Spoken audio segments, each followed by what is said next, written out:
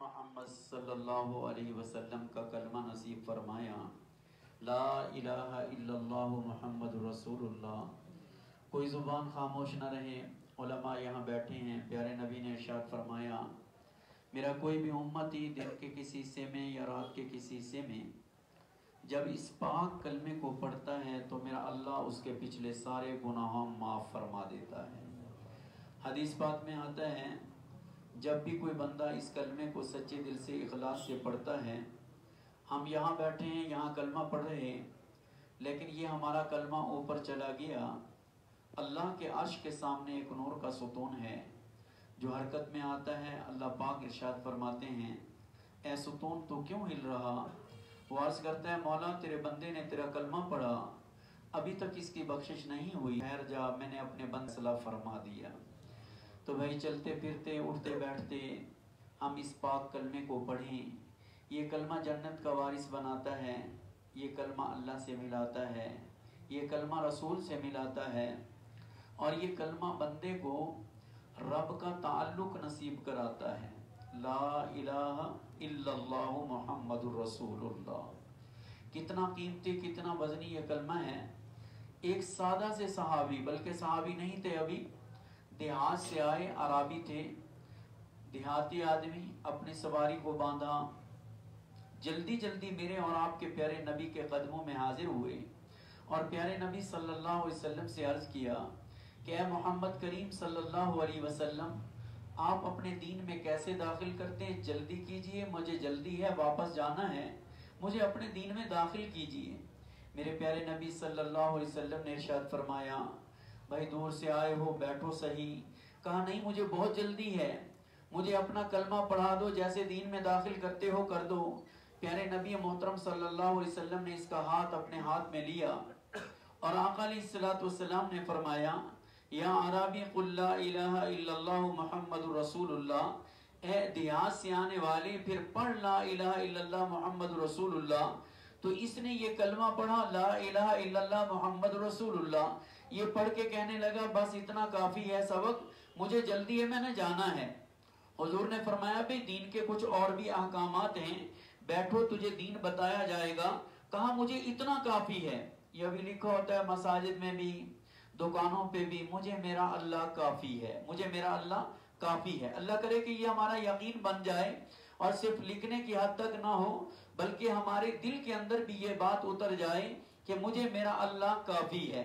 اور یہ وہ جملہ ہے جو سیدنا ابراہیم علیہ السلام نے، جب فرشتے بھی اترے تھے اور سامنے آگ کا چیخا جل رہا تھا، 90 لاکھ من لکڑی جلائی گئی اور کوئی پرندہ اوپر سے گزر نہیں سکتا تھا، تو اس وقت منجنیق میں ان کو ڈال دیا گیا اور فرشتوں نے اتر کے آ کے کہا کہ اے ابراہیم اگر ضرورت ہو تو ہم حاضر ہیں۔ کہا نہیں، حسبنا اللہ و نعم الوکیل، نعم المولا و نعم النصیر، مجھے تو میرا رب کافی ہے۔ تو باہر کے بھی عربی بھی کہنے لگا ابھی اتنا سبق کافی ہے۔ پیارے نبی صلی اللہ علیہ وسلم نے فرمایا ٹھیک ہے بھائی جاؤ۔ یہ عربی وہاں سے نکلا، دیہاتی آدمی نکلا، اس نے اپنی سواری کو کھولا، اپنی سواری پہ بیٹھا، ریڑھ لگائی، تھوڑی دور جا کر یہ گر گیا۔ ایک نے آ کر کے اطلاع دی کہ اللہ کے پیارے رسول صلی اللہ علیہ وسلم جو جلدی جلدی کر رہا تھا وہ سواری سے گر گیا۔ میرے پاک نبی صلی اللہ علیہ وسلم اٹھے اور اس کی طرف چل کے آئے اور یہ گرا پڑا تھا، غالباً اس کی یہ ہڈی ٹوٹ گئی اور یہ تڑپ رہا تھا۔ پیارے نبی صلی اللہ علیہ وسلم نے اس کا سر اٹھایا، اپنی گود مبارک میں رکھا اور پیارے نبی صلی اللہ علیہ وسلم اس کے سر سے مٹی جھاڑ رہے تھے، اپنی پیارے نبی کو دیکھ رہا ہے۔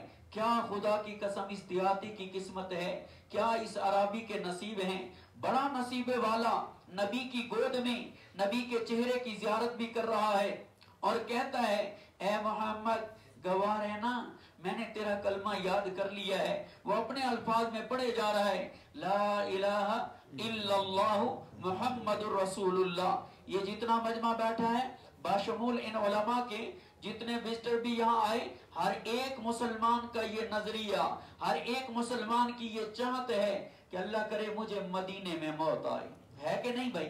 ہم سب کی یہ تمنا ہوتی ہے اللہ کرے کہ مدینے میں موت آ جائے، لیکن اس کی نصیب تو دیکھو، اس کی قسمت دیکھو، मौत भी मदीने की और गोद मदीने वाले की, मदीने वाले की गोद में पड़ा है और कलमा पढ़ रहा है। मियाँ तेरे कलमे का गवाह कोई मरी का अब्बासी बन जाएगा, तेरे कलमे का गवाह कोई भावलपुर का मौलवी बन जाएगा, तेरे कलमे का गवाह कोई पिंडी का बड़ा बन जाएगा, तेरे कलमे का गवाह कोई चौधरी वजीर सदर बन जाएगा। इस अराबी की किस्मत पे नादा, मैं इस पे कुर्बान जाऊं, इस अराबी की किस्मत पे कि इसके कलमे का गवाह खुद साहब कलमा मोहम्मद मुस्तफा बन रहा है। नबी की गोद में कलमा पढ़ते पढ़ते ये अल्लाह के पास चले गए। सहाबा भी जमा है, मेरे प्यारे नबी सल्लल्लाहु अलैहि वसल्लम ने इसको लेटाया, हुजूर अलैहिस्सलातु वस्सलाम रोने लगे, सहाबा भी रोने लगे कि ये अभी आया था और पता नहीं कहां से आया, कलमा पढ़ा, ये बेचारा अभी फौत हो गया। रब्बे काबा की कसम थोड़ी ही देर के बाद मेरा नबी मुस्कुरा पड़ा। साहबी ने बेमहल मुस्कुराने पर पूछा, अल्लाह के रसूल ये रोना तो समझ आता है लेकिन ये मुस्कुराना समझ नहीं आया।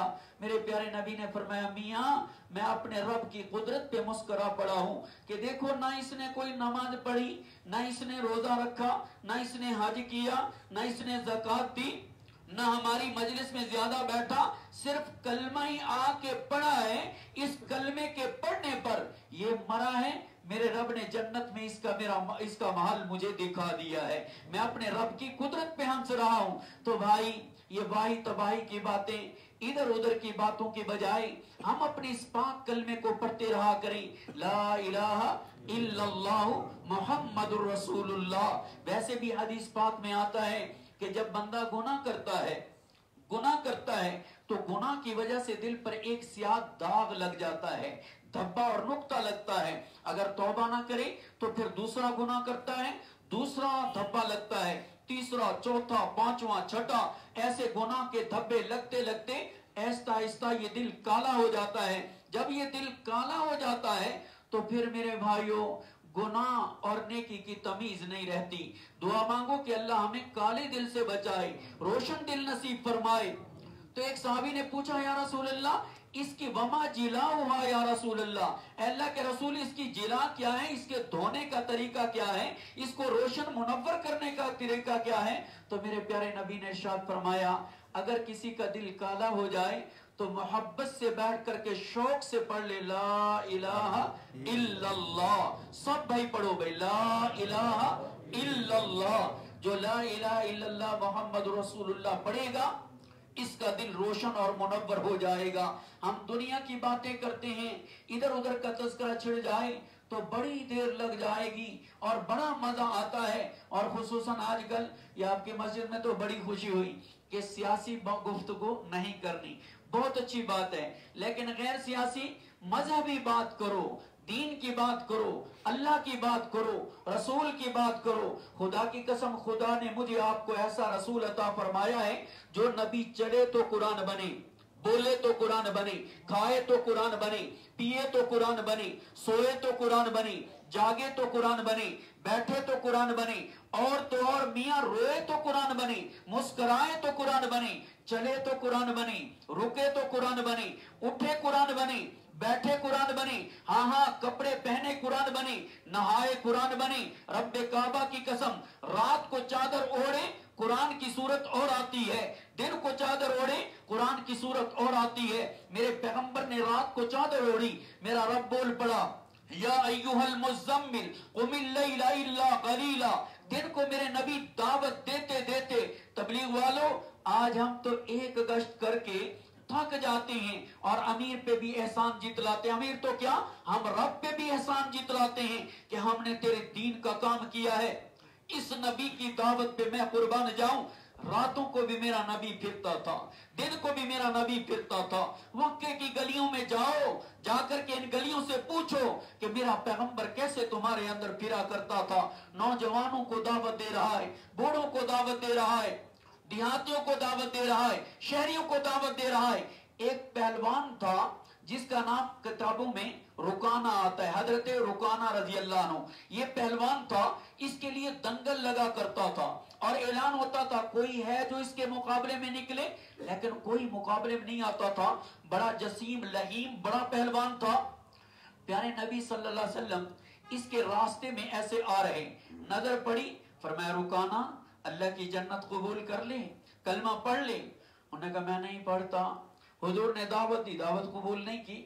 پھر دوسری مرتبہ دوسرے راستے پہ ملاقات ہوئی، فرمایا رکانا اللہ کی جنت قبول کر لی، دعوت میری قبول کر۔ کہتا ہے نہیں کرتا۔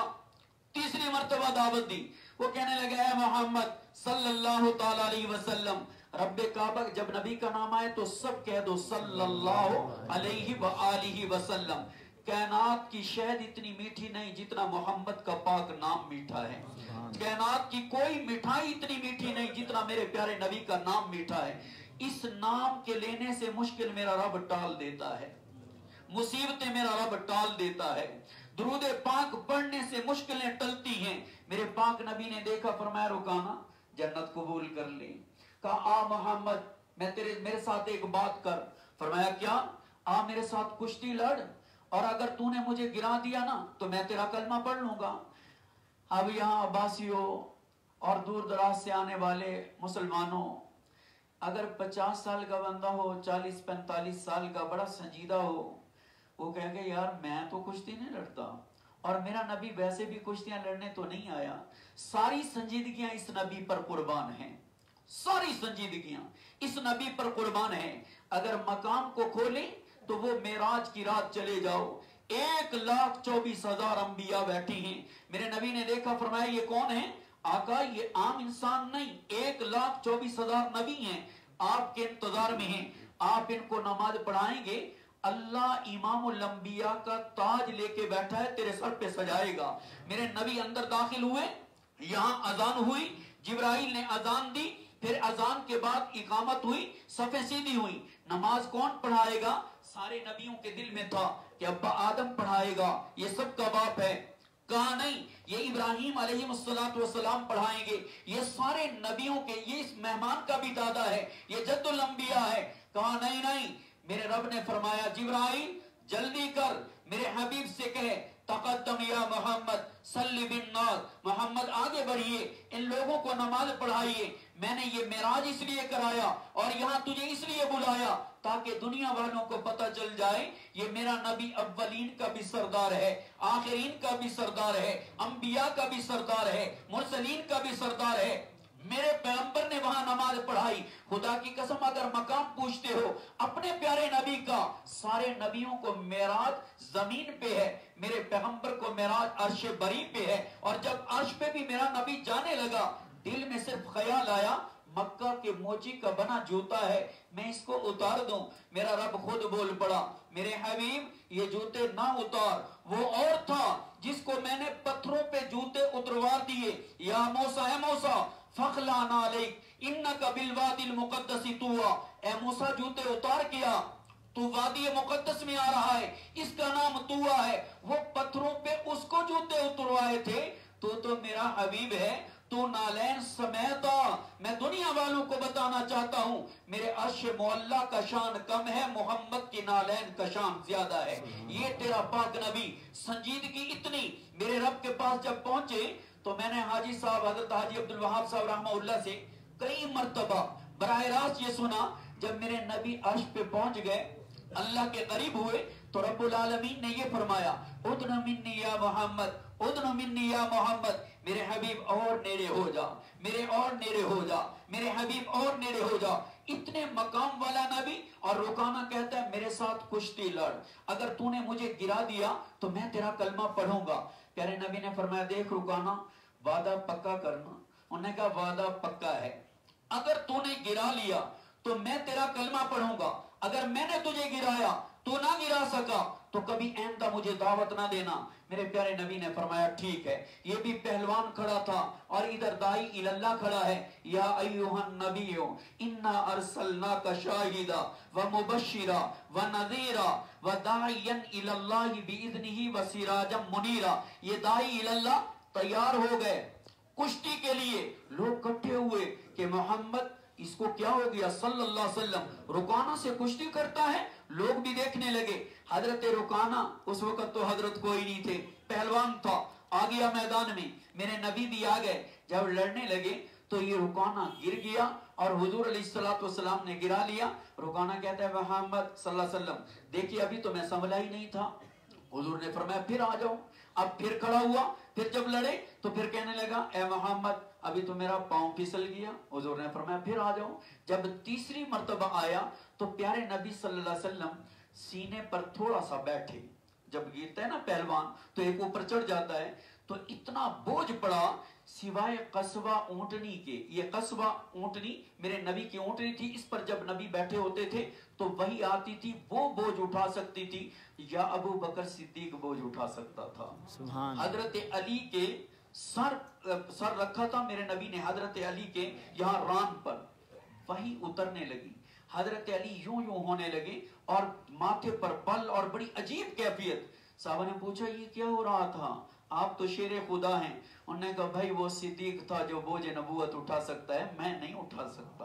جب وہی اتر رہی تھی تو میرا تو یہ ایسے لگا تھا میری جان ہی گئی تھی.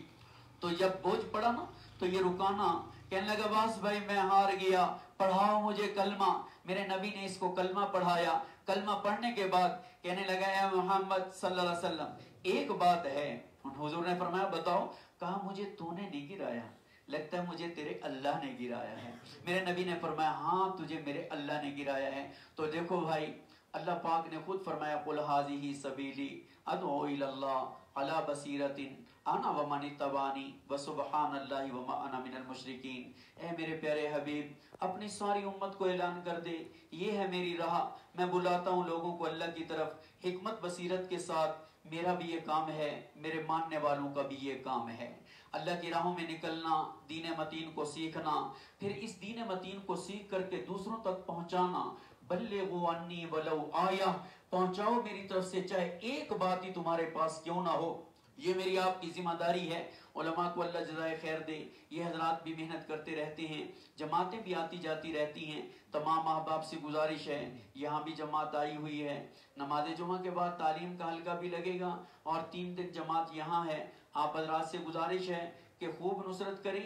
نصرت یہ کھانا وانا نہیں ہے, نصرت گشتیں کروانی ہے, لوگوں سے ملاقاتیں کروانی ہے, تاکہ ہمارے کہنے سننے سے کوئی بھائی پکا نمازی بن گیا, کوئی بھائی پورے دین پر صحیح چلنے والا بن گیا تو میری آپ کی بخشش کا ذریعہ بن جائے گا. کوشش کریں گے بھائی انشاءاللہ.